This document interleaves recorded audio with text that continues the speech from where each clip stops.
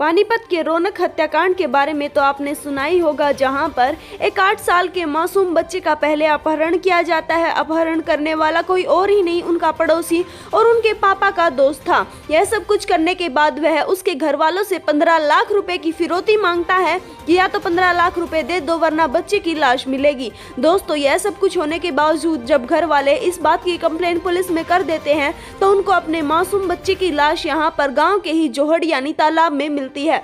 दोस्तों, जिसके बाद से ही पुलिस इस मामले में लगातार जांच कर रही थी, जिसके चलते अब 2 आरोपियों को गिरफ्तार किया गया है। आरोपियों ने अपना जुर्म भी कबूल लिया है। लेकिन दोस्तों, जैसे ही पुलिस यहां पर दोनों आरोपियों को रिमांड पर लेती है, उन्होंने जो दर्दनाक खुलासे किए हैं वह सुनकर एक आम आदमी का रूह कांप जाएगी कि आखिरकार इतनी बड़ा हैवान कोई कैसे हो सकता है। आखिरकार इतने छोटे बच्चे जिसकी उम्र लगभग 8 साल बताई जा रही है, 8 साल के बच्चे के साथ कोई ऐसा कैसे कर सकता है? क्या उसके मन में एक बार भी रहम नहीं आया? नमस्कार, स्वागत है आपका हमारे YouTube चैनल में। खबर हम आपके लिए लेकर आ रहे हैं पानीपत से, जहां पर 8 साल के रौनक की बड़ी ही बेरहमी से हत्या कर दी जाती है। उसके बाद उसके आरोपियों को रिमांड पर लिया जाता है, जिसके चलते आरोपी बताते हैं कि हम लगातार 3 से 4 दिन तक रौनक का पीछा कर रहे थे। 3 से 4 दिन तक हम यहां पर उसका अपहरण करने की कोशिश कर रहे थे, जिसके चलते यहां पर मुख्य आरोपी, जिसका नाम यहां पर विनोद बताया जा रहा है, विनोद ने यहां पर 3 दिन पहले से ही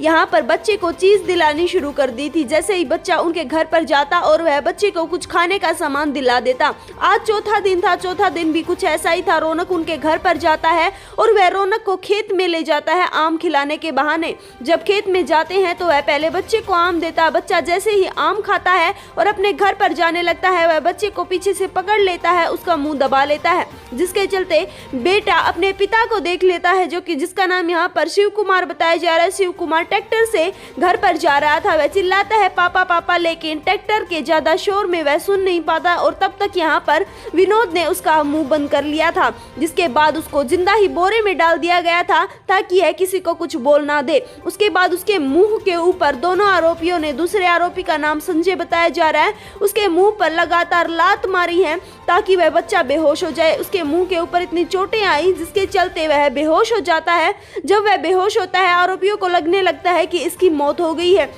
लेकिन तब तक बच्चा जिंदा था, वह सिर्फ बेहोश हुआ था। थोड़े दिन बाद ही बच्चा बोरी में फिरने डुलने लगता है, तो यहाँ पर आरोपियों को पता चलता है कि वह जिंदा है।